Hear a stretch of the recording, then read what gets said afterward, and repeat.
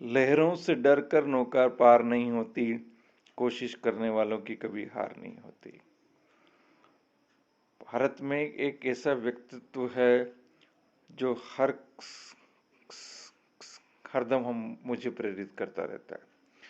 उनकी कामयाबी हमें प्रेरित करती है, उनके डायलॉग हमें प्रेरित करते हैं, उनका किरदार हमें प्रेरित करता है और उनकी बेपनाह मेहनत, बेपनाह टैलेंट, ये सब हमें प्रेरित करते हैं। जी हाँ, मैं बात कर रहा हूँ one and only mega star, superstar 78 वर्षीय अमिताभ बच्चन जी। आज भी वो काम कर रहे हैं और एक से एक शानदार काम कर रहे हैं। इस उम्र में जब लोग रिटायर हो जाते हैं 60 की उम्र में ही और फार्म हाउस बैठ जाते हैं, कहीं और बैठ जाते हैं और अब कुछ करना नहीं ऐसा सोचते हैं, तब अमिताभ हम सबके लिए प्रेरणा का काम करते हैं। और ये कामयाबी एक दिन में नहीं हासिल हुई। बहुत साल पहले जब वो अपना करियर शुरू कर रहे थे, उनकी आवाज़ को आकाशवाणी ने रिजेक्ट कर दिया था, लेकिन अमिताभ हार नहीं माने, वहाँ रुके नहीं। जो उन्होंने अपने आप से कहा डोंट गिव अप। फिर उस कुछ सालों के स्ट्रगल के बाद उनको भुवन शो में स्टोरी नरेटर का काम मिला। यहाँ उनकी फिल्मी करियर की शुरुआत कह सकते हैं, लेकिन लगातार फ्लॉप फिल्में होती रहीं। फिर आनंद में उनकी अभिनय का जादू माना गया, उसके बाद जंजीर ने उसको सुपरस्टार बना दिया। ये कहानी ये कहती है कि वो जो आवाज़ के लिए रिजेक्ट कर दिए गए हीरो, उसकी आवाज़, उसके डायलॉग पूरे हिंदुस्तान में बोलने लगे। दीवार का के डायलॉग, शोले के डायलॉग, हम बड़े ही उन डायलॉग को सुनते हुए होते थे। वे असफलताओं से नहीं डरे। जब कुली के सेट पे वो घायल हो गए थे तो पूरा देश प्रार्थना कर रहा था उनके लिए। मंदिरों में मेले लगे थे अमिताभ की दीर्घायु होने के, शीघ्र काम, सेहतमंद होने के।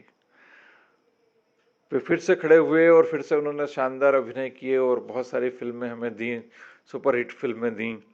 उसके बाद जब एक और ज़िंदगी में दौर आया कि उनके एबीसीएल दिवालिया हो गई, बड़ा ख़राब वक्त था उनकी ज़िंदगी के लिए और वहाँ पर लोग कर्जदार खड़े होते थे उनके घर के पास, बड़ा कठिन वक्त था। उस वक्त धीरूभाई अंबानी ने भी उनकी मदद करने की कोशिश की। उन्होंने कहा नहीं और उन्होंने मोहब्बतें साइन की और कामयाबी की दूसरी इनिंग लिखना चालू कर दी।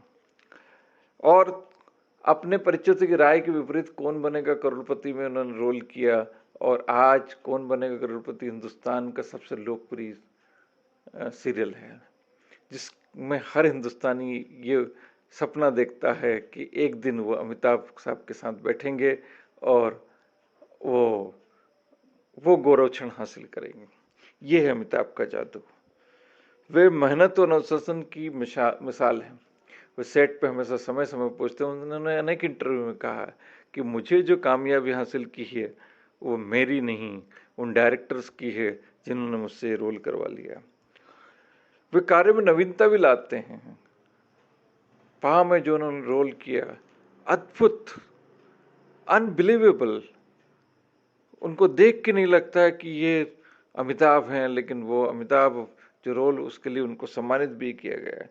इस उम्र में पिंक जैसी उन्होंने फिल्में की और उन्होंने एक जब शोले में वो एक गंभीर रूप से बात करते हैं तो वो एक अलग किरदार होता है, बड़ा खूबसूरत लगता है, उनका गंभीरपन होना खूबसूरत लगता है। या जंजीर का एंग्री यंग मैन, हम जब युवा थे तो बिल्कुल जोश से भर जाते थे, सिस्टम के खिलाफ खड़े होने की प्रेरणा देते थे। और चुपके चुपके में उनका एक अलग रोल था, एक संजीदा रोल था। या नमक हलाल की कॉमेडी, और बहुत सारे रोलों में वो विविध रूप में हमें प्रेरित करते रहेंगे। अमिताभ का जीवन, उनके रोल संघर्ष के लिए प्रेरित करते हैं। उनकी दीवार फिल्म का एक डायलॉग, आज भी मैं फेंके हुए पैसे नहीं उठाता, ये स्वाभिमान की इतनी बड़ी प्रेरणा एक डायलॉग में छिपी है। एक डायलॉग है जो आपको अपने स्वाभिमान को बनाए रखने के लिए प्रेरित करता है। और अक्सर वो जो एक कविता हरिवंश राय बच्चन की सुनाते हैं, वो सबके लिए जीवन में आगे बढ़ने का रास्ता है। तू न थकेगा कभी, तू न रुकेगा कभी, तू न मुड़ेगा कभी, कर शपथ अग्निपथ अग्निपथ। मैं दिल से,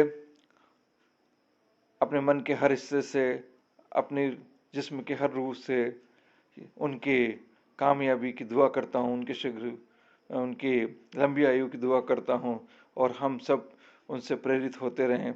अंत में उनकी काली फिल्म का एक डायलॉग, हम भी वो हैं जो किसी के पीछे नहीं खड़े होते, जहाँ खड़े होते हैं लाइन वहीं से शुरू होती है। I love Amitabh Bachchan, I worship Amitabh Bachchan, Amitabh is great, KP Gupta, my creativity channel.